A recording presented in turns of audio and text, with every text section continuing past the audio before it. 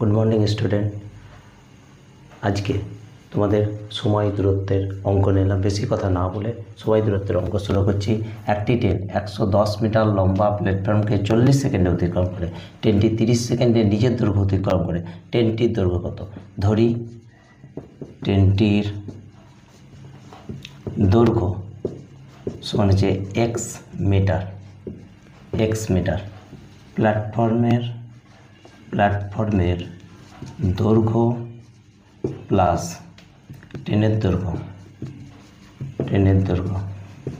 সমান 110 plus x metre. তাহলে 40 সেকেন্ডে যায় 110 প্লাস এক্স মিটার। 1 সেকেন্ডে যায় 110 প্লাস এক্স বাই 40 মিটার। আবার 30 সেকেন্ডে যায় এক্স মিটার। 1 সেকেন্ডে যায় এক্স বাই 30 মিটার। শর্তানুসারে 110 প্লাস এক্স বাই 40 সমান এক্স বাই 30।